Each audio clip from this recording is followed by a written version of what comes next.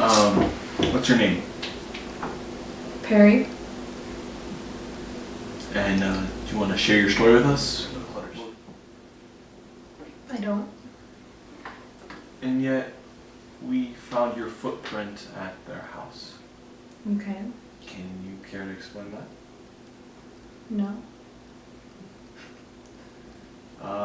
We also have evidence that you were away that weekend, and we don't have any witnesses that can testify to where you claim you were. How very detective-like of you. Well, do you have any explanations? I was with my family visiting my sister. Well, we actually checked, and your sister did not receive you that weekend. Isn't that nice? Where were you that weekend? I was with my sister. She says you weren't with her. You're wrong. Really? We talked to her ourselves. That's nice. She said that she doesn't even, how do I put it gently, care much for you. That's what she told you. Yes. That's nice. Your partner actually claims that you killed a black man. See, I knew it. I knew that he would say something. I knew the second we'd be caught, he'd spill the beans like no one before. See, I never killed anybody. That's what he says. He's still alive. You can check. And it wasn't even my idea it wasn't my idea to go to the Clutter's house. Whose was it? It was all Dick's plan. He said, let's rob a bank, he said. He told us the plan was originally just to go into the safe and take the money. The safe was supposed to be behind Mr. Clutter's office. So when we got there, first we went to Mr. Clutter. We woke him up and Dick shined a flashlight in his face and he goes, honey, like he'd like just woken up. He was expecting his wife. Then Dick asked him, are you Mr. Clutter? And he was wide awake now. Who is it, he asked, like if we were some door-to-door salesman. And then Dick asked him very politely, we want to talk to you. So we took his wallet and we found like $30 in his wallet. So of course, Dick dragged him out of bed and dragged him down the hallway and made him point out where his kids' rooms were. That's when his wife woke up. I went to go cut the wires on the telephone lines. And then I heard it. There was someone on top of the stairs. I could see the silhouette. And I knew that we couldn't leave any witnesses. Dick had said before, no witnesses. After we steal their money, we'd slit their throats. Wait, you slit their throats? Let me finish telling the story. So, what happened was, the original plan was to, drag the kids out of the room, tie them in the restroom, and then drag their parents out of the room and drag them into a separate part of the house. Wait, I thought you said it was all your partner. You slit their throats, is what you're saying. It was all Perry. It was all Dick. Okay, go on. So we made him tell us where his kids' rooms were. Mm-hmm.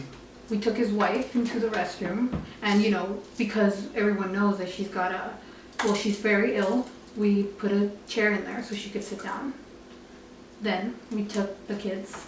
I followed Nancy upstairs. Then we went into the boys' room and we told him to get up and put on a shirt and some jeans because he was in just boxers. He'd been sleeping. Yes. That's when his sister showed up. And Unlike her brother, she wasn't scared. I guess she thought we were nice. Well, that was until Dick showed up and showed. Then we went back down to Mr. Clutter, and that's when we started taping their mouths. Well, I went back down to Mr. Clutter to go look for the safe. I'll get you later. I'm busy. Go on. Too busy for my confession. No, please continue. So I went around looking for the safe. When I went back up the stairs, Dick was talking to Nancy. What was he saying? I don't know, that's when I started asking her, I started talking to her.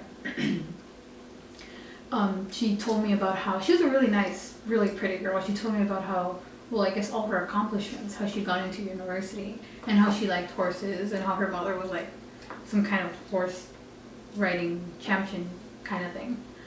That's when I found out that Dick had been talking to her.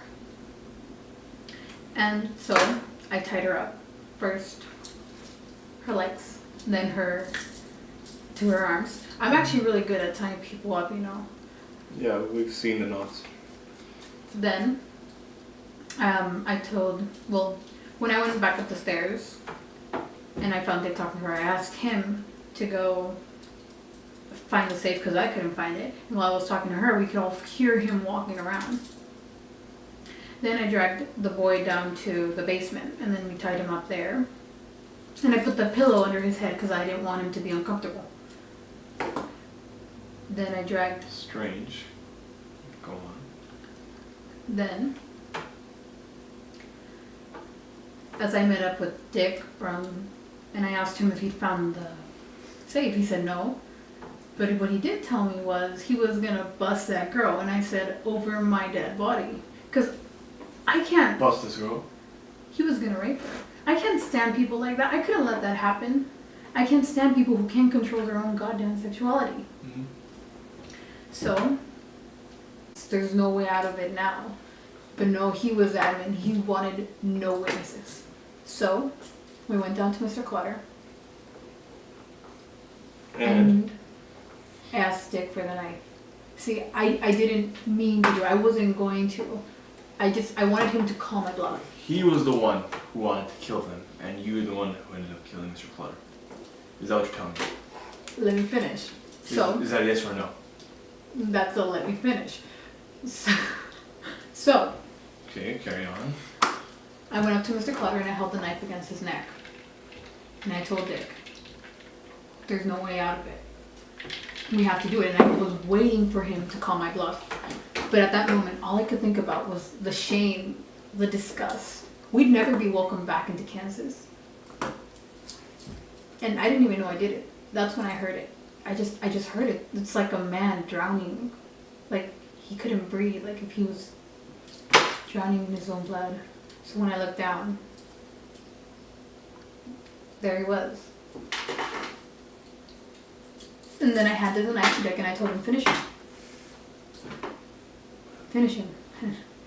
I got the gun. And then Dick, for all his talk about being strong, couldn't do it. I pulled the trigger and the room lit up like it was blue. I can't explain it. And it was loud.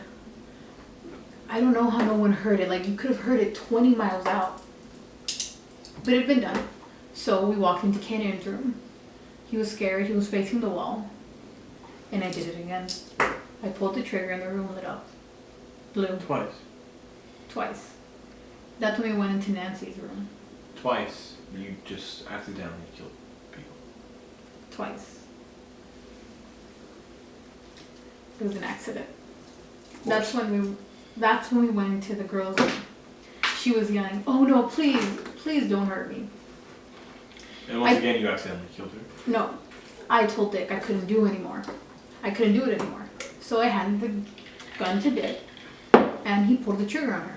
Right as she was saying, "No, please don't hurt me." Then we went into Mrs. Clutter's room. Same thing happened. Pulled the trigger. Then we went into the car, and that's when I started thinking, why don't I just kill Dick? No witnesses, right? Do these have to be so tight? Of course. You're a murderer. Or did you forget? Innocent until proven guilty. Need I remind you that you are confessing? I made them feel comfortable. Who put the pillows under their heads? Who took the gag out of Nancy's mouth? Okay. Do I need to send you to a psych ward? Are you No. really justifying their murder? I'm saying... I know you don't want to get into the morality of this. Regardless, let's stick to the facts. Okay. How much money did you make? This was, after all, a burglary. Mm-hmm. It was like $40 or $50. $40 to $50. Yeah, I'm not sure. We couldn't find much, so we took the radio from the boys' room, and I think it was binoculars to sell them off in a pawn shop.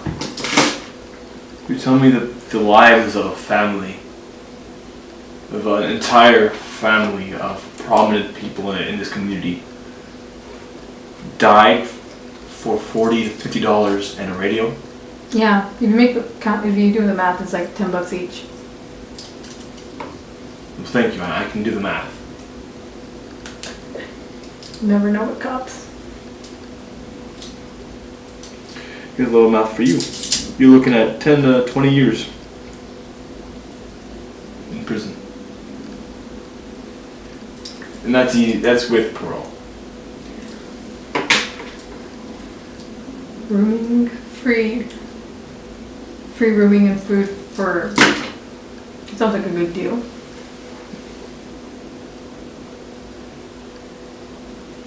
Okay, is there anything else you want to confess to? No. Is that all? No. Yeah. Yeah. I think that's all. We also found a silver dollar.